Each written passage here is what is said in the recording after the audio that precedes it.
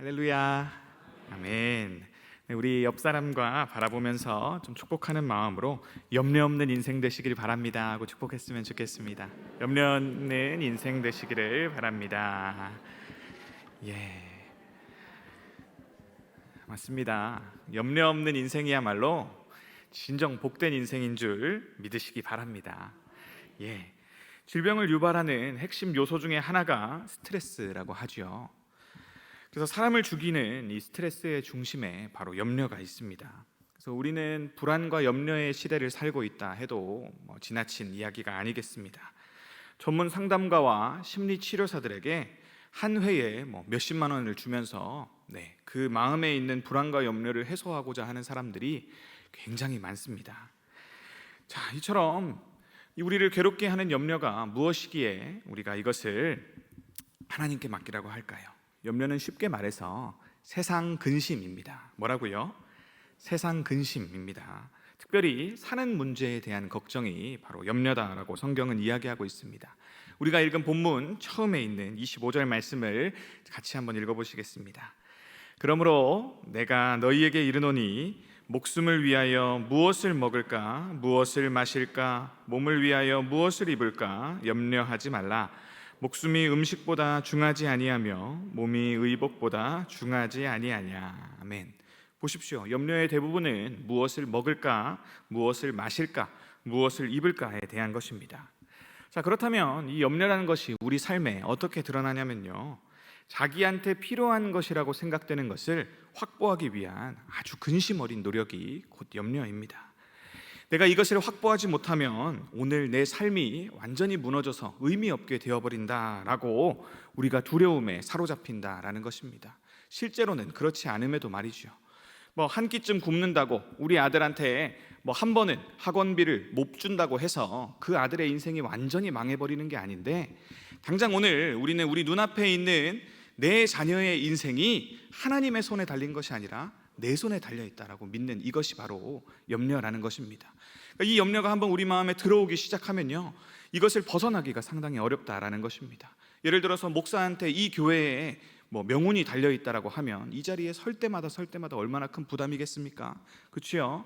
그러나 그렇지 않다라는 것입니다. 그래서 이 목사가 염려에 사로잡혀서 그냥 하나님께 영광 돌리는 그런 좋은 생각을 하기보다 아이고 걱정만 앞서가지고 이 교회가 잘 돼야 될 텐데, 아이고 어떤 권사님이 오늘 저한테 뭐라고 하면 안 될 텐데, 이런 걱정에 사로잡혀 있다면 이 교회가 잘 될 수가 없는 것이겠죠. 자, 이처럼 이 어떤 것을 확보하지 못하면 당장 우리가 어려움에 처할 것이다 라는 이 두려움이 곧 염려의 본질이다라고 예수님은 이야기하고 있다는 것입니다. 자, 그렇기에 책임져야 되는 입장에서 우리가 이 염려는 대체로 재물과 연관이 되고, 더 나아가서는 그 재물을 주는 것들에 대한 우상 숭배로 이어질 수 있다라고 예수님은 말씀하고 계십니다. 그래서 우리 염려의 근원에는 결국 불신앙이 있다라고 예수님은 정확하게 말씀하고 계십니다. 즉, 걱정은 걱정이 돼 걱정을 피할 수는 없지만 하나님 없이 하는 걱정, 그래서 오롯이 내게만 모든 것이 맡겨졌다라는 이 부담감이 곧 염려라는 것입니다. 자, 그래서 예수님은 우리에게 말씀해 주십니다. 자, 너네 인생의 목적이 고작 먹고 사는 일, 너희의 욕구를 채우는 일에만 달려있지 않다라고 말씀해 주십니다. 그리고 그 말씀이 우리 경험상 비추어 봐도 정말로 맞습니다. 여러분, 일자리가 생기고 먹고 사는 문제가 우리 가정에 해결됐다고 해서, 그리고 우리 자녀들에게 인생의 반려자가 생겼다고 해서 우리의 염려가 그치던가요? 꼭 그렇지는 않지요. 그렇다고 해도 계속 생기는 여러 가지 일들이 우리에게 걱정을 불러넣습니다. 자, 그러니까 우리는 무엇을 더 가지고, 무엇을 더 이루고, 어떻게 내 인생을 포장을 잘 해야 오늘 내 존재에 대해서 스스로 잘 살았다, 복되다라고 세상 앞에 자랑하고 하나님 앞에 서서 말할 수 있을지를 알지 못하기 때문에 우리는 늘 불안할 수밖에 없다라고 예수님은 말씀해 주시는 셈입니다. 자, 없으면 없는 대로 원망하고 낙심합니다. 또 있으면요, 있는 대로 날마다 내가 잃어버리지는 않을까 전전긍긍하고요, 그리고 지금 있는 것으론 불충족하니 더 가져야겠다라고 애쓰며 더 힘쓰며 살아갑니다. 자, 이렇듯 우리가 힘을 써서 우리가 원하는 것들을 가졌다고 해서 그것이 안전할까요? 자, 내일 우크라이나처럼 우리나라에 전쟁이 난다라고 생각해 보십시오. 자, 우리가 쌓아왔던 것들은 단번에 휴지 조각이 돼버립니다. 여러분, 주식시장이 폭락하고요, 내가 갖고 있는 부동산 이 땅값이 한 번에 터져서 대한민국의 은행들이 망하고 나라 경제가 파탄나면요, 지금 내 통장에 있는 잔고가 우리가 원하는 것들을 가져다 줄 수 없다라는 것입니다. 자, 그때 가서 우리는 또 다른 염려에 휩싸이게 되겠지요. 자, 그러니 이 땅에 우리가 아무리 부지런히 쌓아도 하나님께서 이 땅의 내일을 불확실하게 하신다면, 자, 그 앞에 우리는 늘 한탄하면서 살 수밖에 없는 것이 우리 인생이라는 것입니다. 자, 그러니 병들어 죽고 성공하지 못한 채로 죽고 아내나 남편이나 자기를 사랑해주는 사람 없이 죽으면 그 인생의 가치가 없다고 말할 수 있을까요? 반대로 모든 욕구를 내가 다 채울 정도로 이 세상에서 성공했다고 해서 성공한 후에 살다가 죽으면 많은 사람들이 칭송해 주니까 그 인생은 가치가 있는 것일까요? 아닙니다. 예수님께서는 하나님의 눈에 보시기에 모든 인생의 목적도, 그에 대한 하나님의 평가도 그와 같은 사람들의 인정에 달리지 않았다라고 말씀하십니다. 자, 예수님도 사람의 몸을 입고 이 땅에 오셨다라고 이야기합니다. 그분은 하나님이시지만 그 성육신하신 예수님께서는 우리 육신이 살기 위해서 필요한 것이 있음을 너무나 잘 알고 계셨습니다. 그래서 32절 말씀을 보면요, 하늘 아버지께서 이 모든 것이 우리에게 있어야 할 줄을 아신다라고 예수님도 말씀하십니다. 자, 병들고 귀신 들리고 그 삶에서 배척받던 자들의 아픔도 예수님이 아시기 때문에 그들을 찾아가서 위로해 주신 것 아니겠습니까? 그러나 그것이 해소된다고 해서 그들의 인생이 갑자기 펴지고 그들의 인생의 목적이 달성되는 건 아니라는 것입니다. 자, 먹을 것이 있어야 되는 이유가 있고요, 병고침을 받아야 되는 이유가 있고요, 귀신에서 해방되어야 되는 이유가 있고, 예수님은 그 이유를 알려주시기 위해서 이 땅에 오셨다라고 말씀하십니다. 그게 뭐냐면요, 하나님께 영광 돌리는 인생을 살게 하시기 위해서입니다. 여러분, 이것이 진짜 중요합니다. 우리 존재가 하나님을 영화롭게 하고요, 그를 영원토록 온전히 즐거워할 수 있도록 하나님이 우리를 지으셨다는 것, 그래서 이것이 정말 중요한 사실이고 다른 나머지는 그것을 위한 부차적인 것임을 예수님은 말씀하고자 하시는 것입니다.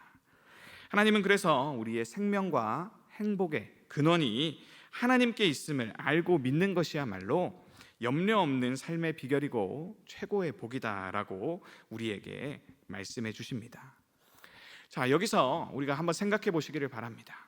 자, 우리 인생이 비극적으로 느껴지는 이유는요, 우리 모두는 토기장이가 되고 싶습니까? 토기가 되고 싶습니까? 자, 여러분들에게 선택지가 있다면 무엇이 더 되고 싶으세요? 우리가 다 토기장이가 되고 싶어 합니다. 여러분, 예수님은 바로 이것을 말씀하고 계십니다. 자, 우리는 토기장이가 되고 싶지 토기가 되고 싶어 하지 않습니다. 이것이 곧 죄라는 것입니다. 자, 문제는 우리가 토기장이가 될 수 없다라는 존재의 한계에 있습니다.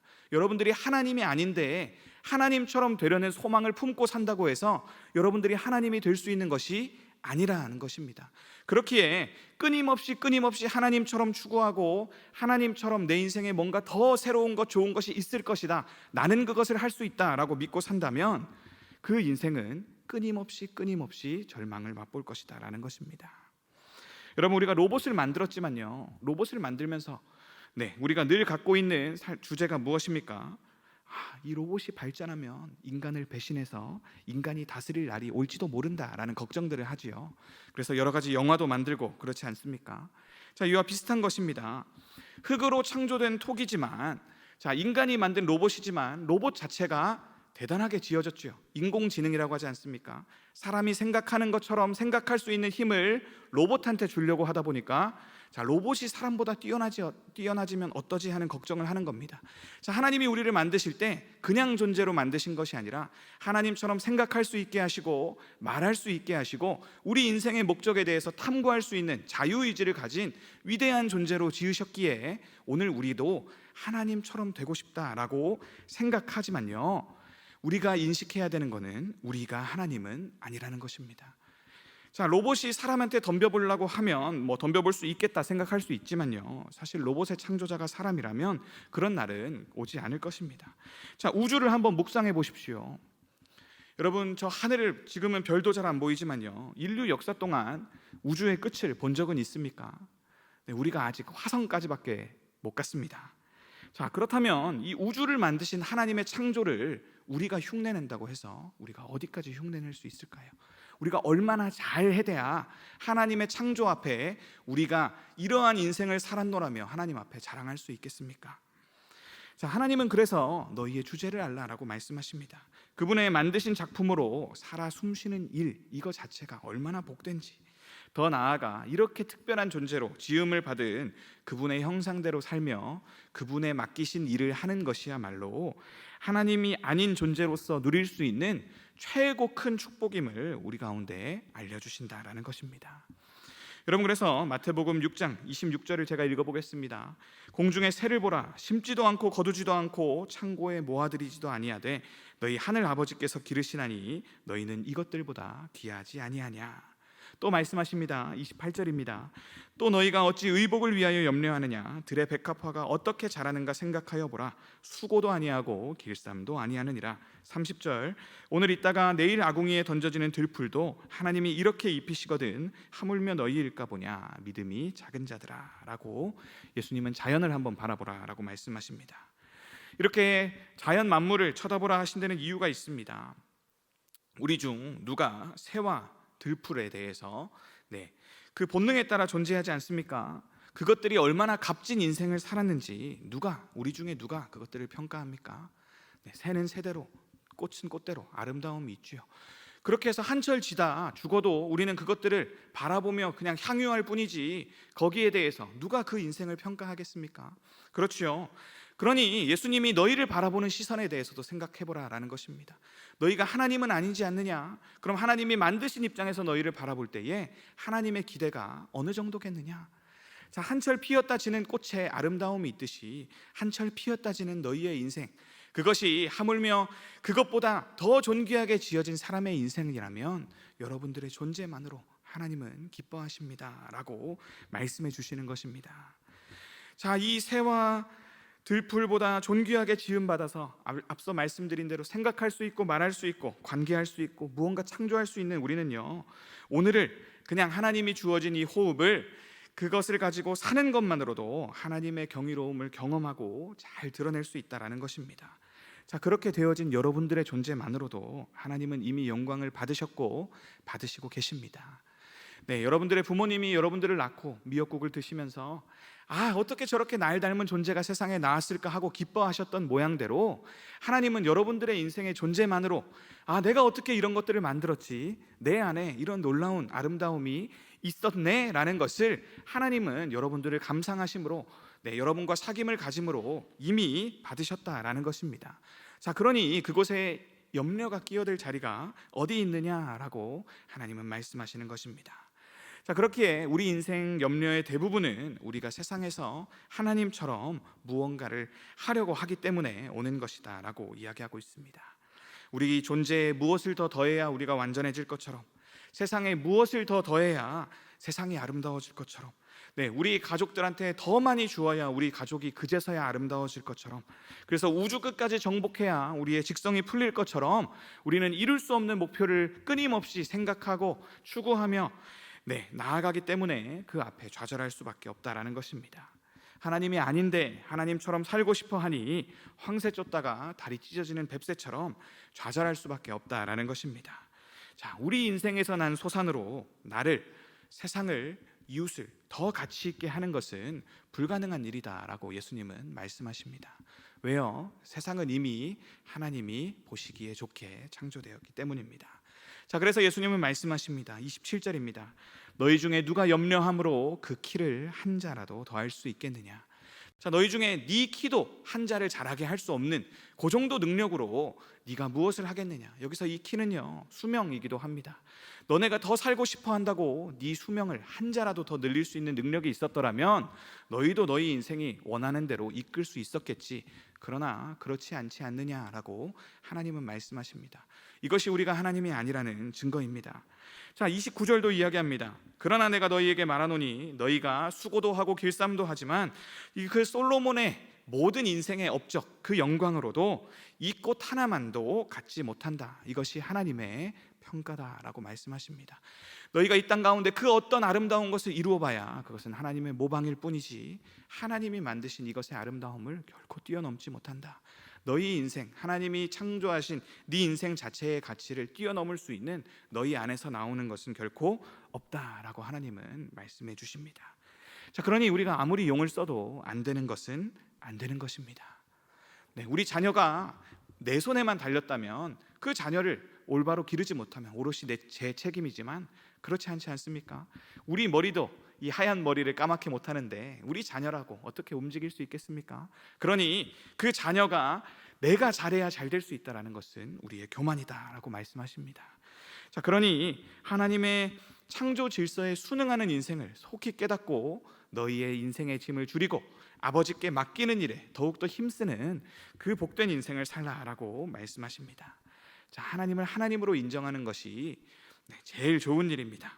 그리고 우리는 그 아래에서 할 수 없는 일은 그분께 맡기고 할 수 있는 일을 즐겁게 하면서 그냥 그 분수를 지키며 살아가는 것, 그것이 복이다라고 말씀해 주십니다. 자, 인생이 좀 가벼워지지 않으십니까? 그런 면에서 예수님의 가르침은 현상적으로 우리 선조님들의 가르침인 안분지족과도 통하는 면이 있습니다.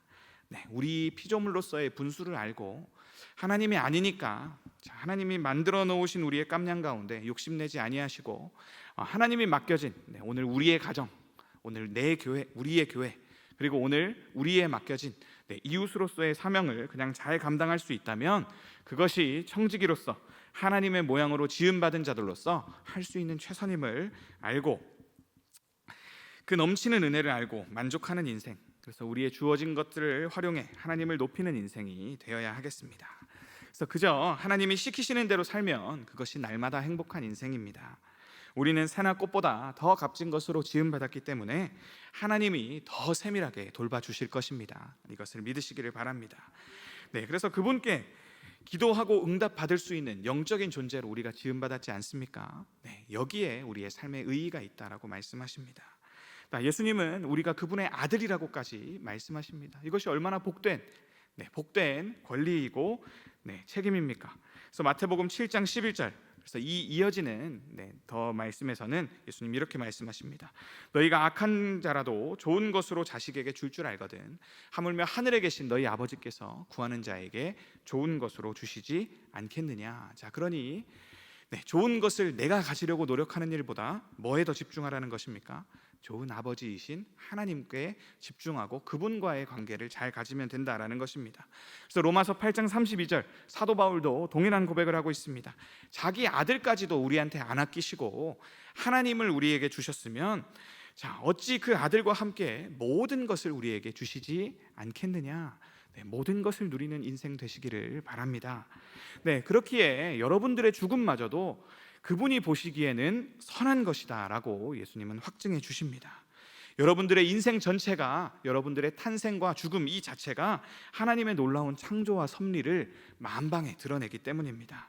그래서 하나님이 만드신 이 세상에 속한 우리는 하나님이 만든 이 세상 속에서 하나님과 교제하는 것이야말로 가장 중요한 일임을 이 시간 깨달으시기를 바랍니다. 그래서 만약에 영생이 있다면, 영원한 생명이 존재한다면 다른 어떤 일들보다도 그것은 하나님과의 교제를 위해 우리 가운데 주어졌기 때문입니다. 그래서 예수님은 마지막으로 이렇게 말씀을 마치십니다. 그런즉 너희는 먼저 그의 나라와 그의 의를 구하라. 그리하면 이 모든 것을 너희에게 더하시리라. 우리가 사랑하는 가족과 하루라도 이 땅에서 하루라도 시간을 더 보낼 수 있다면 뭔들 아끼겠습니까? 그렇죠? 내 사랑하는 아들한테 해주고 싶은 이야기 한마디 더 할 수 있고 우리의 생애 호흡 끝에 남편한테 사랑한다고 한마디라도 더 할 수 있는 기회가 있다면 지금 내가 가진 것 아낌없이 다 주지 않겠습니까?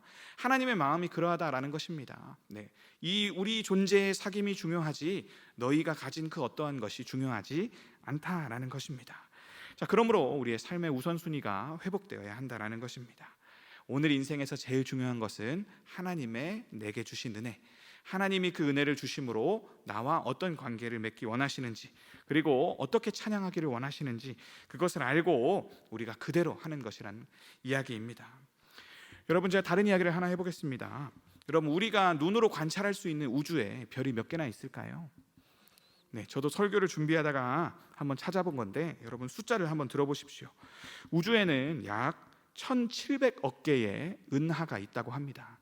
여러분 저는 1억도 가져본 적이 없어서 돈으로 1억만 놔도 많겠는데, 자 1700억 개의 은하가 있답니다. 그 은하는 뭡니까? 네, 별이 강처럼 흐르는 걸 우리가 은하라고 하죠. 자, 그런데 그 은하 하나에는, 작은 은하에는 별이 1000만 개 이하가 들어있고요, 큰 은하에는 100조 개의 별이 들었답니다. 여러분 그러면 큰 은하가 100조 개의 별을 갖고 있다면 1700억 개의 그 은하를 담고 있는 우주 가운데는 얼마나 많은 별이 있겠습니까? 그렇죠? 자, 우리가 이러한 통치에 요만큼이라도 관여할 수 있겠습니까? 여러분 사실 그것이 안 된다라고 이야기하는 것입니다. 이런 것들이 그냥 생겨났겠습니까? 우리는 그것을 궁금해하지도 않고 거기까지 다다라보지도 못하지만 하나님은 이 모든 것을 만드신 것이 너희와 교제하기 위함이다라고 말씀하신다라는 것입니다. 여러분 얼마나 감격적인 이야기입니까? 여러분과 사귀기 위해서 몇만 년이나 되는 그곳에서 하나님은 오늘도 별빛을 보내시는 낭만적인 분입니다. 그리고 언제일지도 모를 그 옛날부터 해와 달을 운행하셔서 여러분들이 오늘 하루 호흡이 있게 나를 살게 하시는구나 하고 경험하도록 하신다라는 것입니다. 이 모든 일이 사랑하는 우리와 교제를 나누고자 하심입니다. 여러분 또 다른 보이지 않는 세계가 있습니다. 여러분의 몸 안에 있는데요, 여러분 우리 몸은 매일 3300억 개의 세포가 태어나고 죽는다라고 합니다. 여러분 제 안에 30조 개의 세포가 오늘도 제가 살아있음을 유지하기 위해서 일하고 있다라고 하죠. 여러분 우리 몸속에도 작은 우주가 있습니다. 여러분들의 존재가 우주입니다.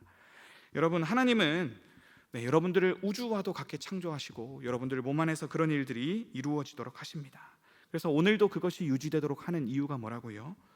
오늘 사랑하는 우리와 사랑을 속삭이기 위함입니다. 자, 예수님은 그래서 말씀하십니다. 그러므로 내일 일을 위하여 염려하지 말라. 내일 일은 내일이 염려할 것이요 한날의 괴로움은 그날로 족하니라. 아멘. 자, 내일이 있습니까? 내일한테 염려하라고 하는 것이 아니라, 여러분 내일을 주관하시는 분이 누구시죠? 하나님이십니다. 그러니 우리 입장에서는 내일에 올지 안 올지도 불투명합니다. 그러나 이 내일을 주관하시는 하나님의 손에 모든 것을 맡기라라는 것입니다.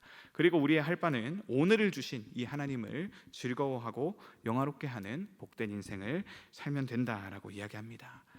여러분 이 사실에서 위로를 얻으시기 바랍니다. 여러분 우리의 가정에 어떠하든지 오늘 제 모습이 어떠하든지와 상관없이 하나님의 세계는 잘 굴러왔고 잘 굴러가고 잘 굴러갈 것입니다. 그래서 우리의 할 바는 그냥 만들어진 대로 잘 굴러가는 이 세계 가운데 우리 역할을 찾고 오늘 우리 개인의 부르심에 순종하면서 사는 것입니다. 여러분 그러니 여러분들 힘든 인생이지요. 저도 나이가 들면 이제 머리도 쇠해지고 기억도 흩어지고 다리에 힘도 빠지고 다리에도 힘이 빠지고 안고장난 곳이 없게 되겠지만은 여러분 오늘 우리에게 이렇게 힘든 인생 계속 살도록 하시는 이유를 하나님께 한번 물어보시기를 바랍니다.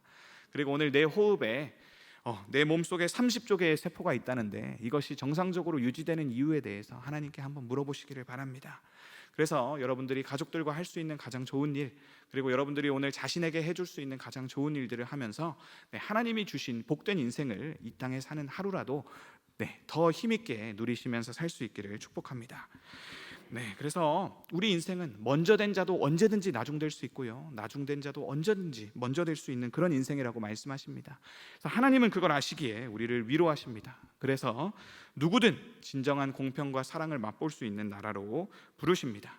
그 나라가 어떤 나라냐면요, 우리 사회에서 가장 낮게 칠 수 있는 고아와 과부와 나그네조차도 자신의 인생의 자리를 찾는 곳이 하나님 나라다라고 이야기합니다. 여러분 그 어떤 소망 없는 자라도 하나님 나라에는 자기 자리가 있다라는 것입니다. 그러니 이방인들은 이 땅 가운데 헉헉대며 세상에서 불안과 염려로 살 때에도 우리는 살든 죽든 모든 것이 주님의 은혜입니다 라고 고백하며 담대히 사는 것이 신자의 복된 삶임을 깨달으시기를 바랍니다. 그래서 사람들이 찾아 헤매는 깨달음도 해탈도 멀리 있는 것이 아닙니다.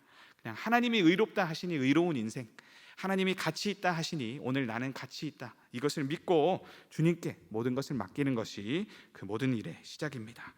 그러면 그분이 우리를 거룩하게 하시고 예수님을 닮아가게 하시고 천국에서 산다는 것이 무엇인지를 세밀하게 알려주신다고 하시니 이것을 누리시는 복된 말년 되시기를 주님의 이름으로 축원합니다.